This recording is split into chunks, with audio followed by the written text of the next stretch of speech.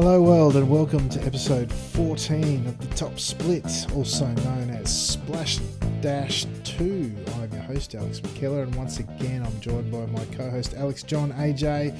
Welcome back. I'm glad to see I didn't scare you off the first time, obviously. Nah, I'm having too much fun, Alex. So back again for another one.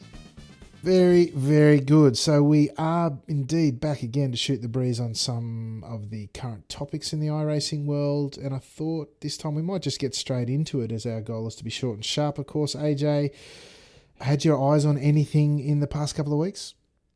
Yeah, well, I'd been eyeing off the new announcement from who was it? Tony Gardner. He put up a decent post on the forum with a lot of new content that is in the works, Alex. Yeah, certainly the case. The end of season updates are on us again, and looks like this time there are indeed a couple of new tracks. As of today, actually, two new cars. We spoke about the F3 last time, and the F3.5, the Renault 3.5, Formula Renault 3.5. I'll get it out eventually.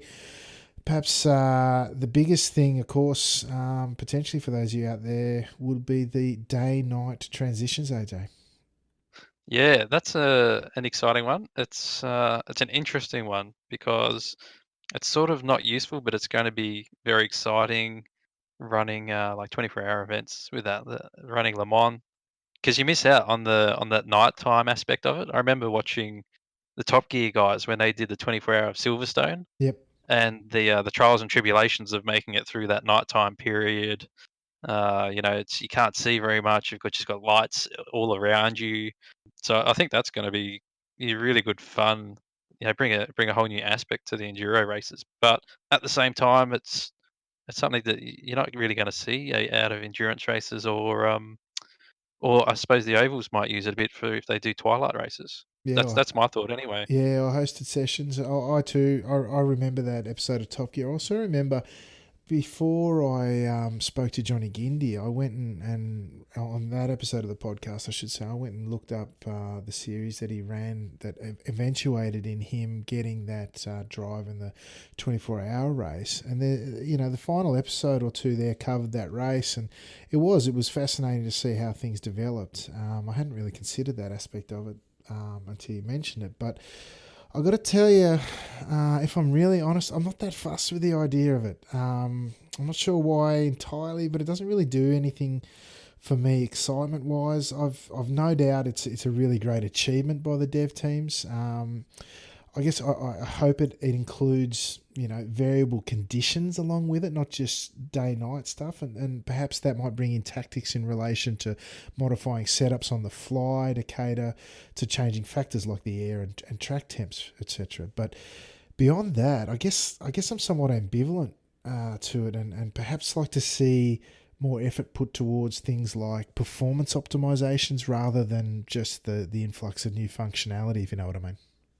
Yeah, I can get that. I think that well, I'm assuming that it is probably going to bring with it a decent improvement to the weather system because I know like a part of the day to night transition is the time of day transition, and I've read on there that they've been working pretty hard to get the weather sort of to more match up with the real life weather.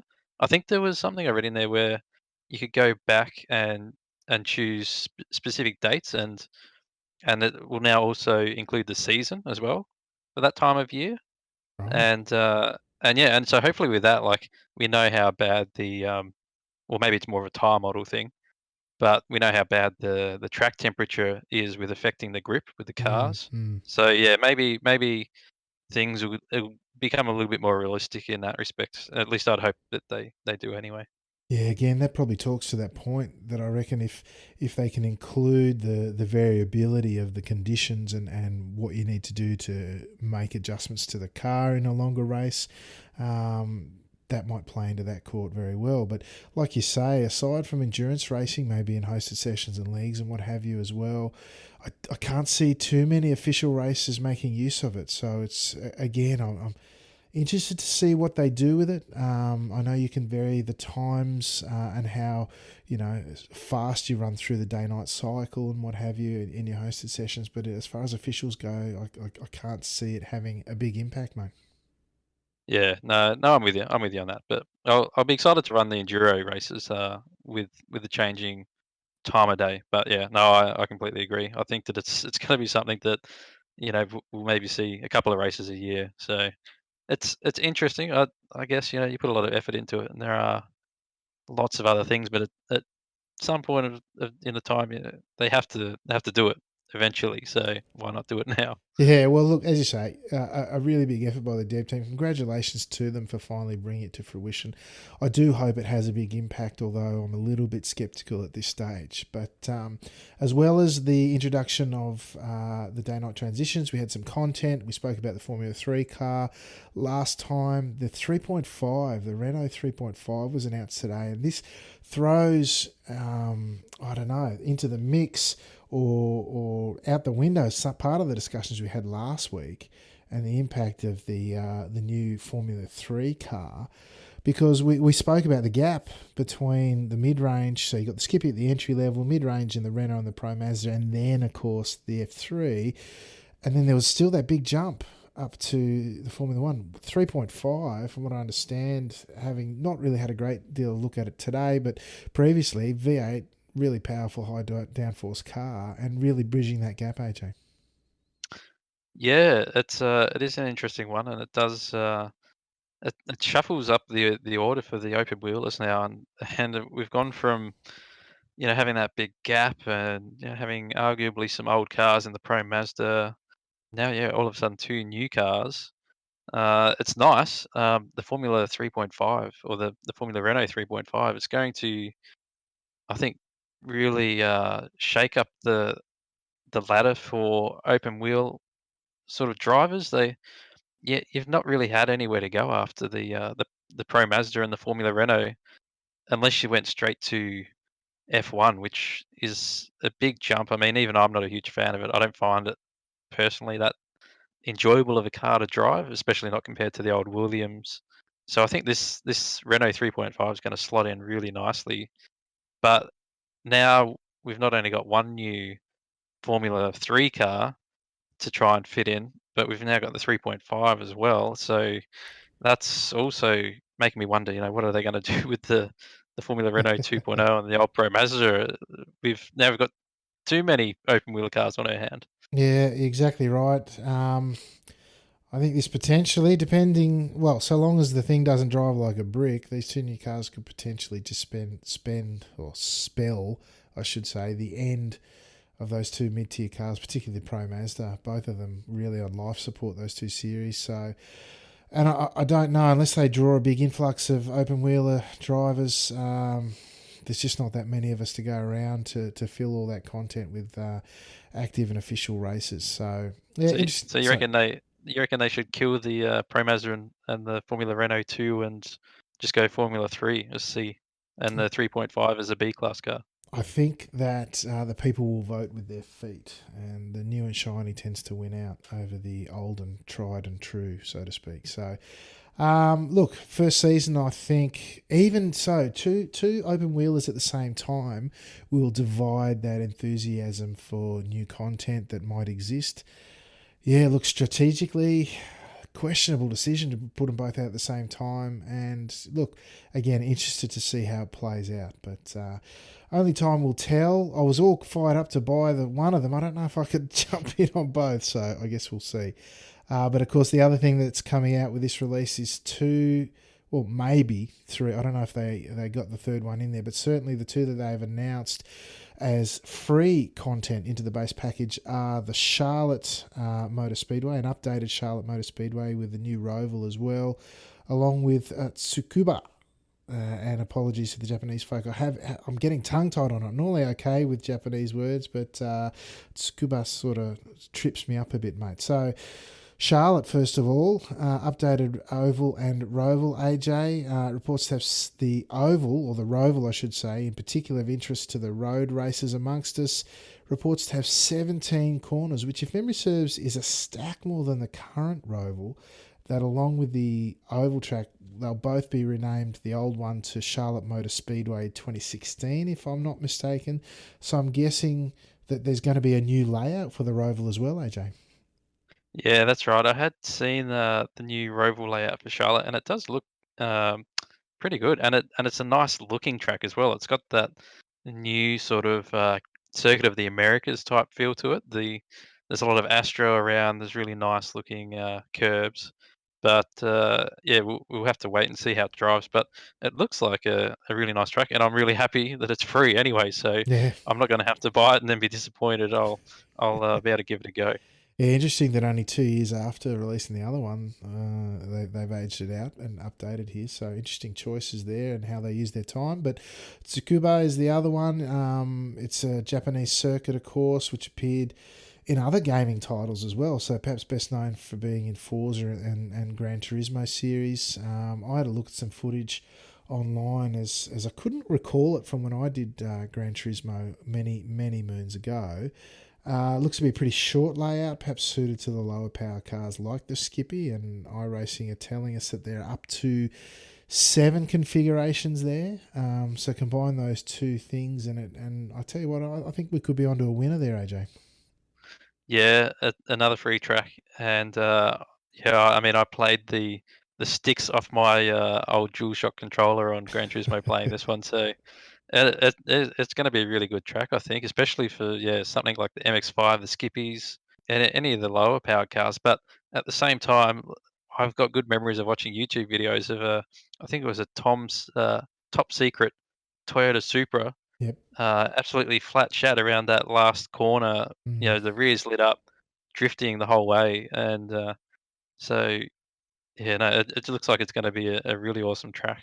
I'm looking forward to it, and I know that there's already some hosted racing that is being planned in the Australian section for a bit of enduro with some of the slower cars. So I think everyone's pretty keen for that one.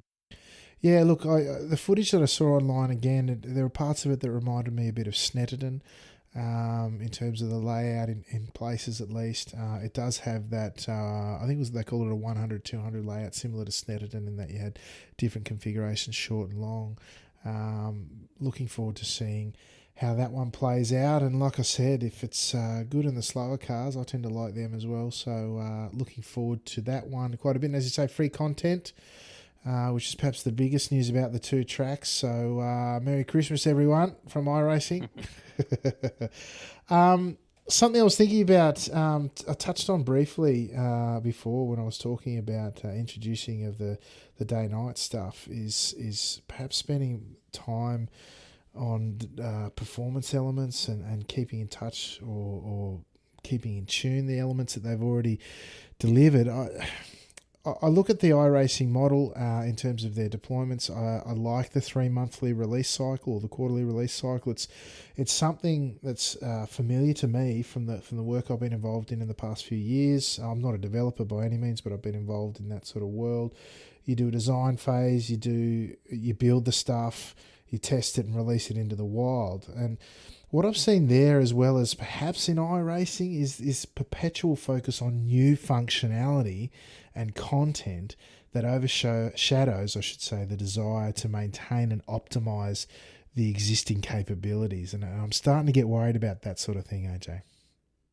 Yeah, definitely. I mean, the big one from that would be the Le Mans 24 hour from 2 years ago. Yep. I remember we had all of those disconnects, and you really had to wonder, you know, how healthy the background systems were. I know you know a lot more about this than I would, um, more than I do anyway. No IT background for me, but Yeah. yeah, you have to really worry when it just seems like one after another those big events are really struggling, and then at the same time, you're right, we get all this new content, but if if you've got the new shiny Assetto courses coming out and new project cars, and they look shiny, new, and whether they work well or not, I mean, they have their bugs as well. But yeah, I mean, they're out new game engine, whereas this game engine is over a decade old now. How far can you really push it? Yeah, look, I do feel like performance is becoming more of an issue for iRacing. Perhaps the most salient example for me is frame rates and stuttering. I remember there was an update. Oh, look, it was just however many seasons ago. I was on my old PC at the time, and my frame rates dropped significantly after the update for no reason that I could tell because I haven't changed anything other than download and install the update. And when I say significant drops, I mean like I wasn't running the newest, most up to date system, but I was getting 120 frames a second before and like 70 to 80 afterwards, and that was the catalyst for me at the time to get upgrade my video card, right? But I don't know if I've mentioned on the podcast before. We definitely have on stream, but like you, mate, I feel like the game engine, and yes, I said game, not sim, but the game engine itself is over a decade old, right? And I am not a developer. I don't know what language it's written in or anything like that, but I do know technology has moved along a tremendous amount in the last decade.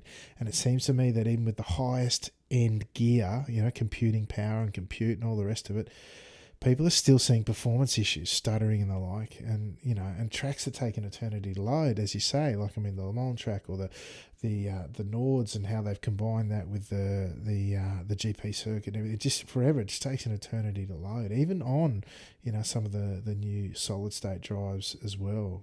I've just seen occasions where iRacing staff have said they're pushing the envelope to the max with their platform, and I just wonder if they've actually gone as far as they can, and whilst maintaining a service that can actually perform to a reasonable standard, AJ.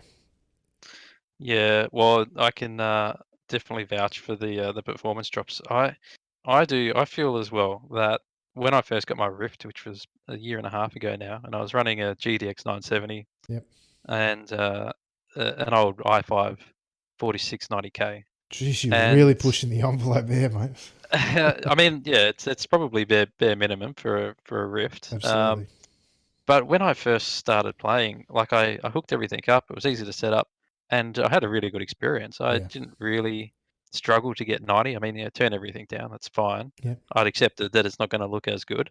But yeah, I got 90, and it just seems like every build, you're right. Something just it just breaks a little more, and it got to the point where the Rift you're really suffering a lot of dropped frames, and that's really noticeable in the Rift.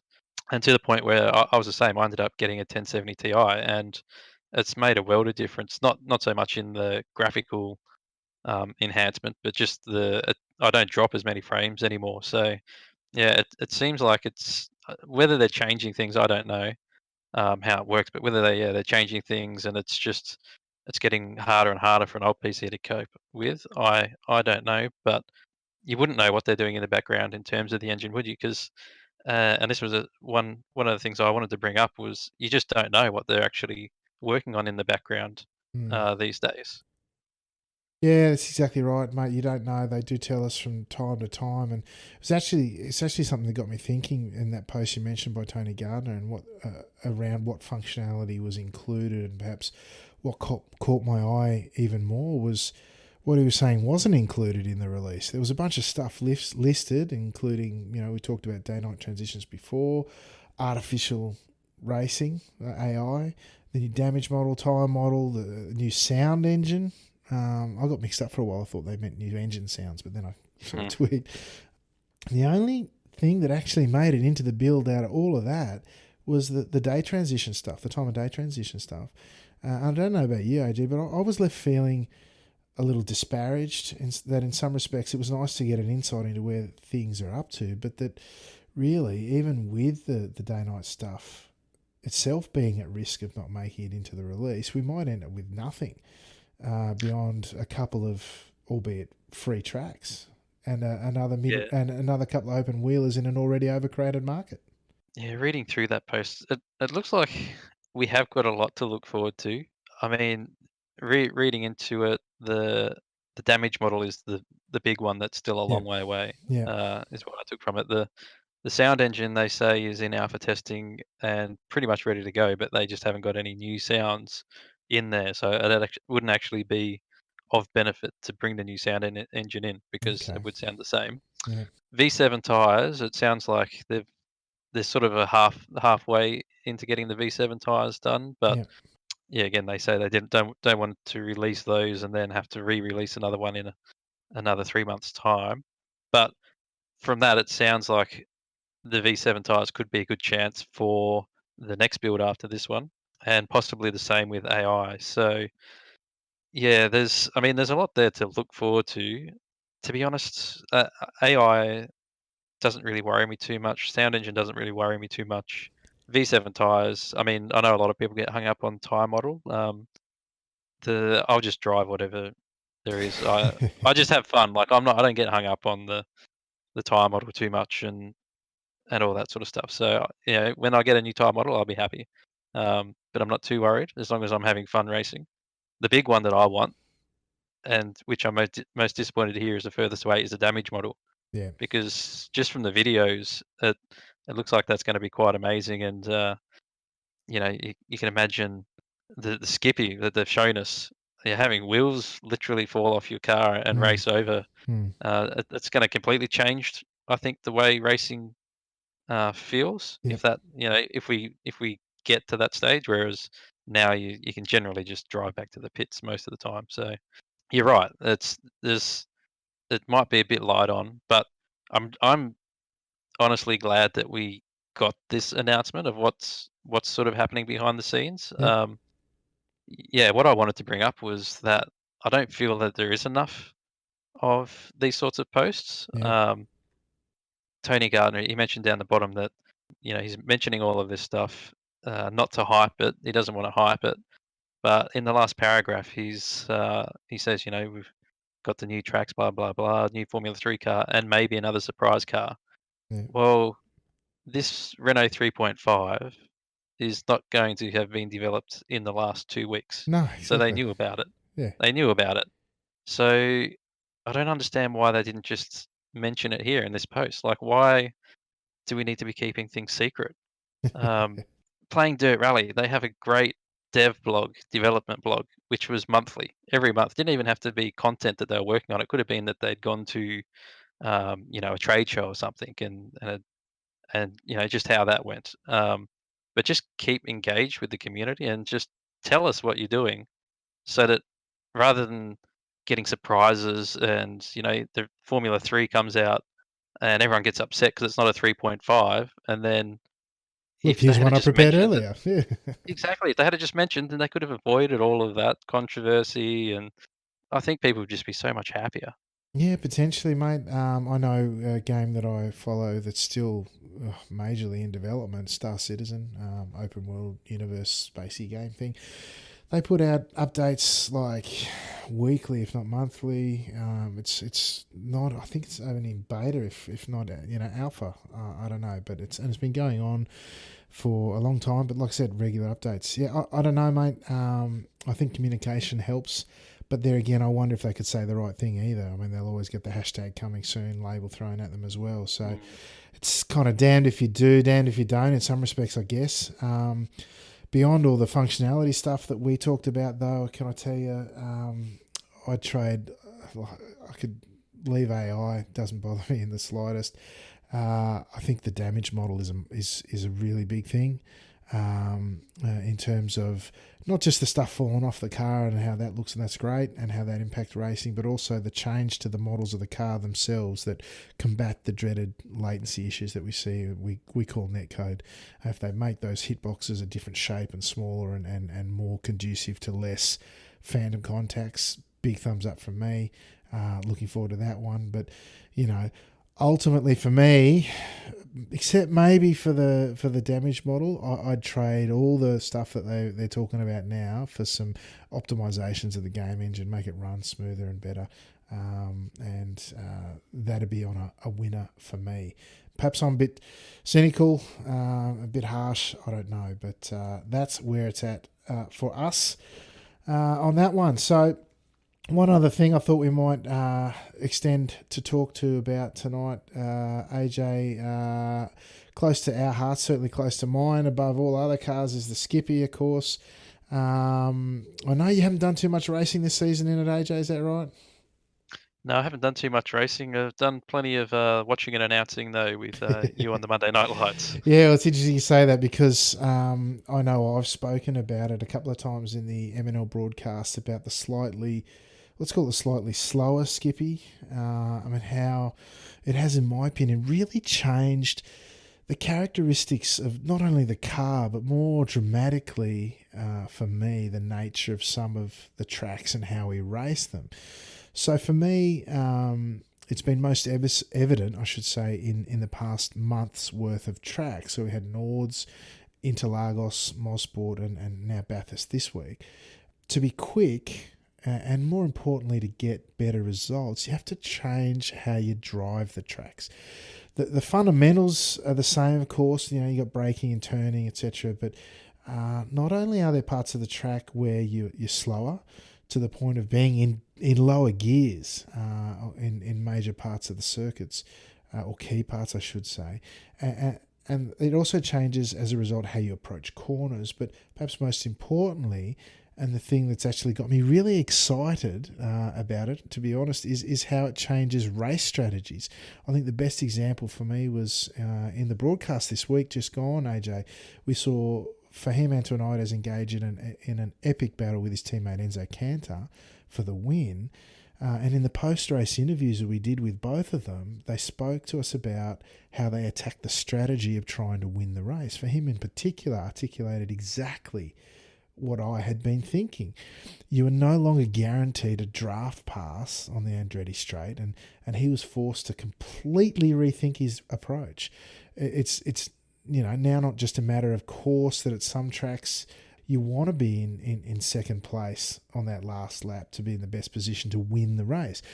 There's a really strong argument to say that not only are both positions viable potentially, but the being in front and having already made that pass prior to that point, rather than having to make it in the closing stages, is a genuine option now. And I actually really like how this has mixed things up. I love the introduction of doubt and alternative strategy options that forces you to think about how you attack a race. So as hard as I might have appeared to be on the iRacing folk about the upcoming release and those sorts of things, I really like the outcomes of the changes to the Skippy, albeit that they could well be classed as, I guess, an undocumented feature, because I don't know if you remember, AJ, they rolled back some unannounced changes to the Skippy this time last season, midway through the season. And I'm not convinced that the changes that we're seeing now were intentional, you know? Yeah, I remember I think we had the the build before this one for about a week, didn't we? And Yep. yeah, and I remember we did the race at Daytona. Super skips. Daytona, yeah, the Super Skip race at Daytona. And I actually really enjoyed that car because that car's build was a lot more loose. Yep. So yeah, I just found it was way easier to turn. But yeah, they basically took that away. I think by changing a few of the setup parameters Yep. in there. But yeah, we've kept the more drafty. I don't know if it's an aero tweak that they've made or Mm-hmm. whether it's an engine tweak that they've made. They haven't told us, and they probably never will. Yeah. But yeah, you're right. It has made the racing quite interesting, and at Interlagos as well. We saw, usually you would be happy to be in second coming onto the final straight, but Yep. Tim Gaukroger or circumstances uh, out of just him being in front. There was obviously the contact to Yes. the pack behind, but Yes. yeah, I don't think P2 would have been the optimal position to be coming out of that final turn. So it is interesting. It has mixed things up, and I'd say for the better. I think it's better if you can't get such an easy free pass and just sit back and take it easy in P2 right up until the end of the race. Yeah, absolutely. The thing for me, like I said, is very much in line with that. It means that there is legitimately more than one way to position yourself for the strongest or the best chance to win a race, and that for me is really exciting. And I, really enjoy the racing that it's brought. Sort of breathed a fresh bit of life into the Skippies for me if it needed it. So GGI Racing, well done. Now, we thought we might start winding up with tips and tricks, AJ. Any tips this episode for the young players out there? Yeah, definitely. We are approaching week 13. So what that means is there will be test servers up for iRacing when the sim goes down. Test servers will be up, and quite often you can find that they'll be left up for a little bit after iRacing comes back online. And just make sure you've got all your content downloaded, all of the cars downloaded, and get in there and try before you buy. Especially if we can get on the test server and give the Formula 3 and the Renault 3.5 a go before actually buying, not saying that they'll be bad, but, may perhaps one doesn't suit you. So you could save some money or, for instance, go through and try all of the GT3 cars and pick the one that suits you best. It's a really great, I think, sort of hidden feature nearly of iRacing, the test server. So make sure you get on there and give it a go. Yeah, only available during outage periods where they're doing patches, or in this case, the end of season update. Yeah, so like you, mate, I hope they make the new cars available, because I'd like to give them both a spin, see which one might be the preference. I'm wondering if it'll be the more powerful car at this stage, because we're used to the other mid-range ones, but I guess time will tell. Well, folks, that is about all we have for you this episode. I'm pleased to say we stuck to our fortnightly plan for at least our first 2 episodes, so well done to us. Yay. Yeah, again, if there's anyone that you'd like to hear on the show, please reach out to us on Facebook, on Discord, or when either AJ and I are streaming on Twitch. Thank you again for joining me today. AJ, can you let the folks know where they can catch your racing streams? Yeah, Twitch TV /AJ _ 77. Make yourself known, and I'd say also if you're watching this and you see it on the Facebook post, and chuck a post up underneath and tell us what you'd like to hear about as well. That sort of makes our job a lot easier if we can cater to exactly what the people want to hear. Absolutely. Facebook's a great way. On our Discord server, of course, as well. There's plenty of chat in there tonight about the new car, of course. A few people excited about that. Some perhaps not as fast. It's what it's all about, getting the conversation going. But make sure you go head over and check out AJ on his stream. He's pretty handy in anything in 4 wheels, folks. I'd highly recommend checking that out. I'm at the Top Split TV Twitch channel a few nights a week. Always love to hear your thoughts on the podcast and what you'd like to hear on the show. Once again, I'll leave links to the places you can find us in the description of the podcast, so please reach out and get in touch and involved. But for now, and until next time, on behalf of my co-host Alex John, I've been your host Alex McKellar, and you've been listening to The Top Split. Ciao for